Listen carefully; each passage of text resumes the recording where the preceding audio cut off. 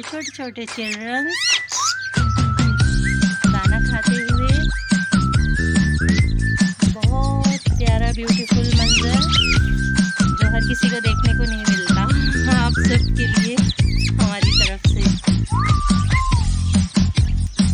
ये हमारी birds collection में है। और ये हमारा प्यारा सा पैरोट मिठू।